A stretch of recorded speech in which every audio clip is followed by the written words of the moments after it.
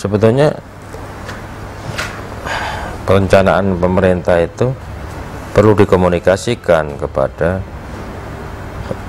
publik juga, kepada pelaku di lapangan kan, ya tour operator, ada guide, macam-macam. Jadi kekhawatiran mereka ini akan menyaingi mereka. Tapi kalau kereta gantung di Rinjani tidak ada. Nah, muncul perpres antara lain di Bromo akan ada kereta gantung. Bromo malah Pak ya? Iya. Tetapi itu kami belum pernah diajak Bicara. menyusun perpres itu, sehingga itu menjadi banyak salah paham dan simpang siur dan membuat publik bingung kan. Jadi yang terpenting dari itu ya harus menyampaikan sebetulnya apa sih yang terjadi. Dan itu saya dorong untuk komunikasi dengan 30 desa dan mungkin puluhan komunitas wisata.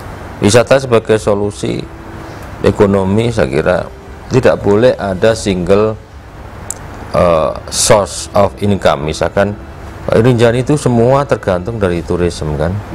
Begitu kemarin gempa, hampir 1 tahun selesai semua.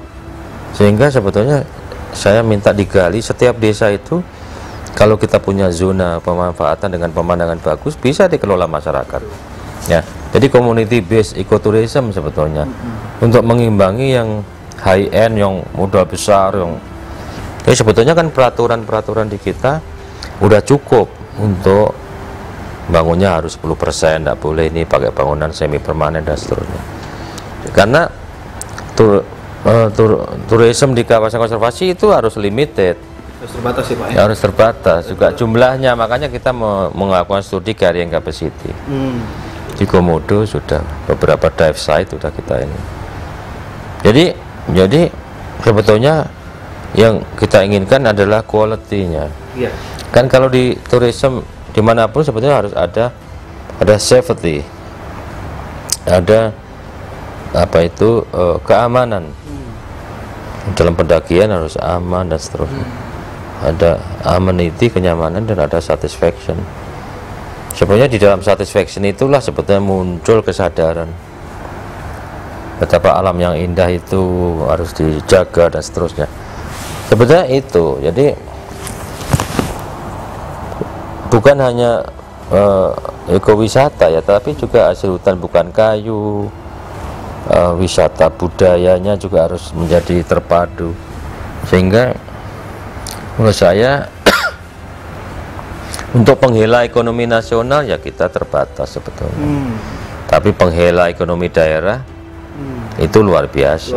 Luar biasa, dan itu harus banyak juga ada porsi kepada community base ecotourism. Sekarang kalau jasa pemanduan, jasa camping ground, jasa macam-macam kan cukup kepala balai.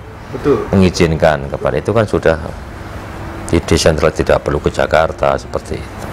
Berarti saya garis bawahi penting pariwisata untuk tourism, tapi kemudian harus diimbangi dengan sektor-sektor lain Pak ya? Iya, dengan yang bukan itu banyak sekali yang pengembangan hasil hutan bukan kayu. Di Bromo dikembangkan desa Edelweiss misalkan, sehingga Edelweiss-nya itu hasil tanaman masyarakat. Jadi community base itu yang menurut saya penting sekali. Yang kuat justru itu ya Pak ya? Iya, kenapa kuat? Karena kalau dia dapat manfaat, dia akan menjaga itu. Bottom up. Iya. Dari Merapi kan juga dulu yang penambang pasir yang muda-muda, sekarang si Cemeng itu mengembangkan wisata dengan jeep melihat keindahan Merapi. Melihat keindahan aja loh dia dapat manfaat ekonomi. Kenapa harus merusak gitu ya?